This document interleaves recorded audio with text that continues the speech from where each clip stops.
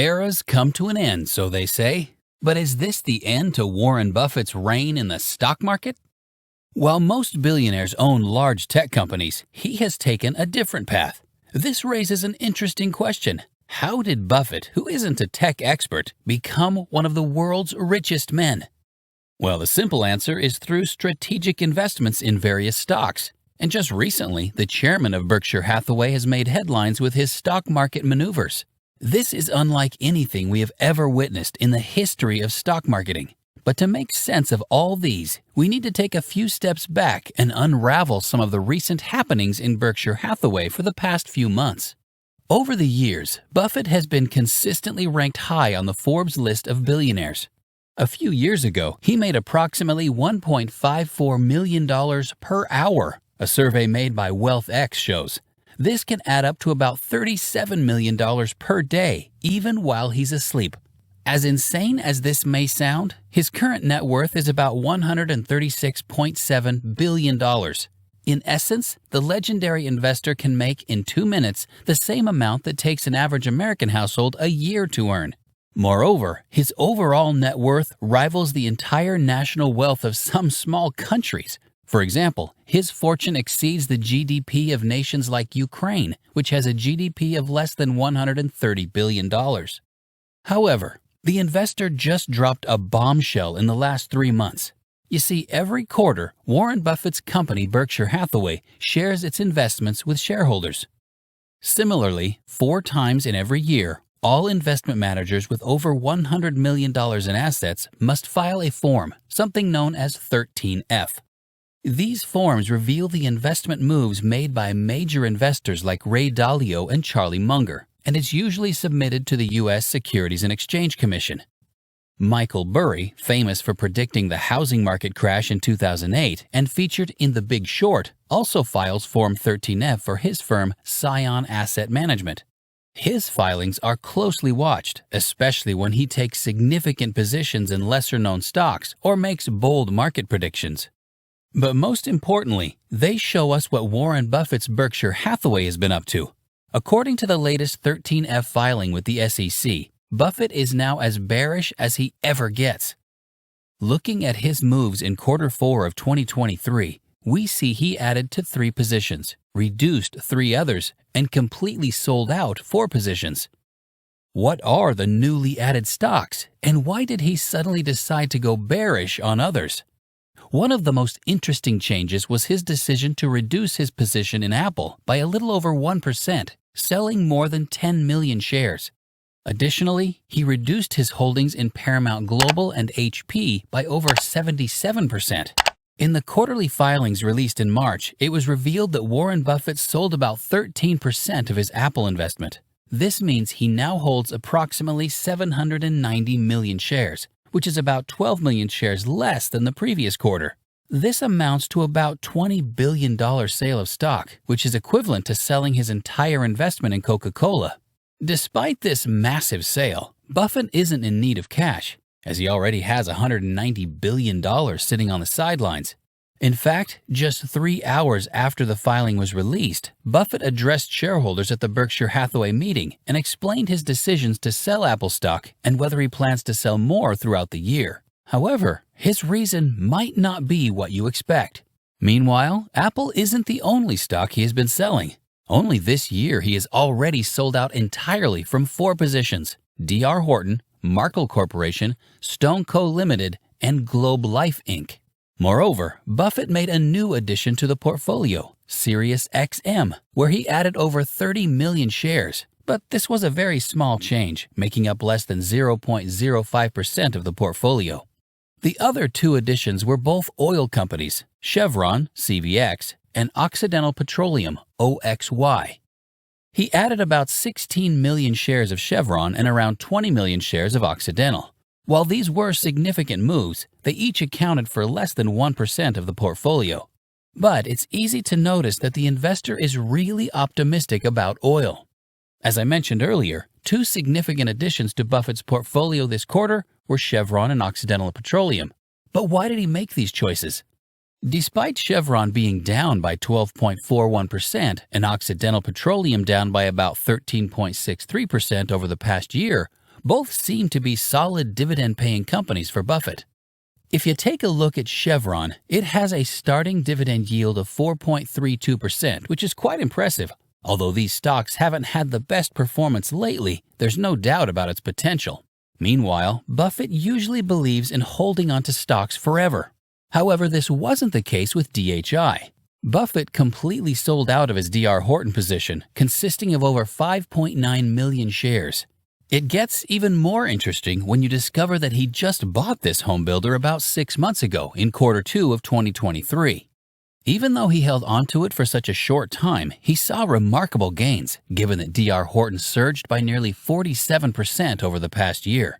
Despite this short holding period, it turned out to be a profitable move.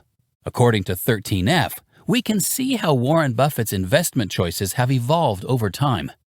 Currently, information technology makes up about 51% of his entire portfolio, showing a significant increase over the past decade. This surge is largely attributed to his stake in Apple, which has seen a massive rise in its share price. Additionally, financials account for a considerable portion, around 24.1% of his portfolio. When combined, financials and information technology make up roughly 75% of his total holdings. Another trend is the gradual decrease in consumer staples within his portfolio over the years. Meanwhile, the biggest shock in Buffett's stock market crash is the sellout on Apple.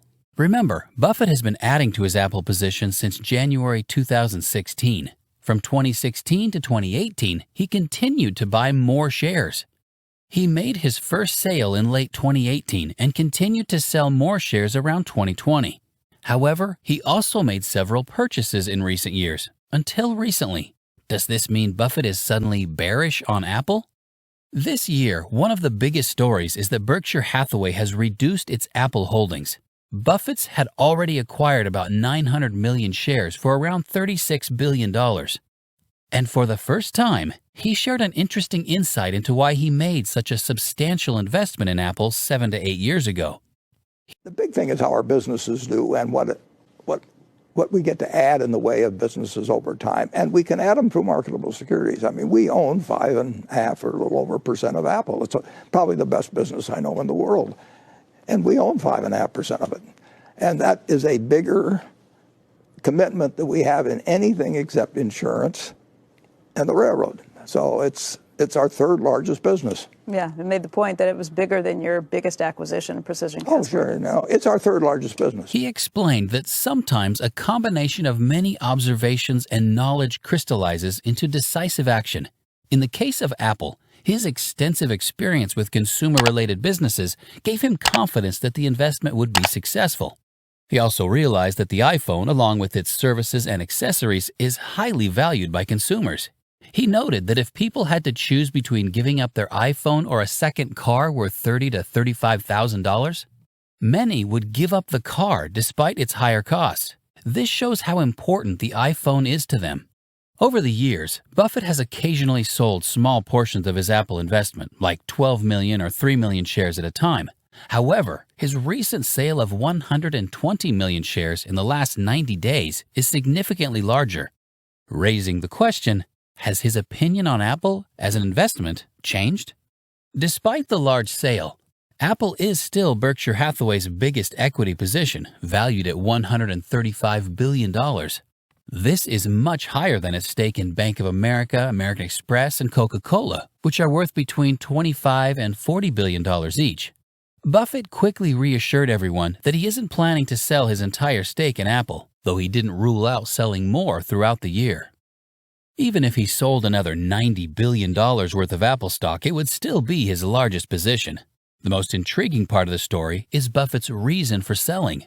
Unlike his long-term holdings in American Express and Coca-Cola, which he's kept for decades, there are various reasons to sell a stock.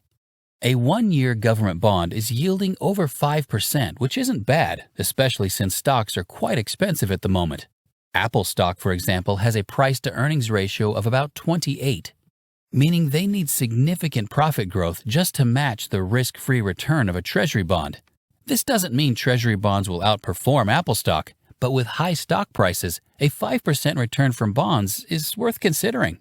Another key reason Buffett sold a large portion of Apple is the likelihood of higher taxes.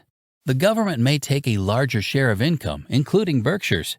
Meanwhile, Buffett's Apple investment had a massive unrealized gain of about $140 billion of pure profit on a $175 billion position.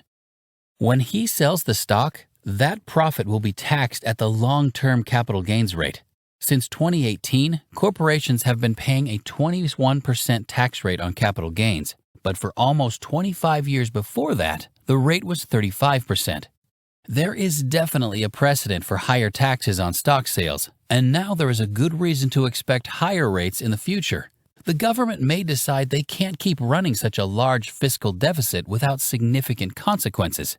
If they don't want to cut spending dramatically, they might decide to take a larger percentage of our earnings through higher taxes. Meanwhile, the U.S. is currently running a budget deficit.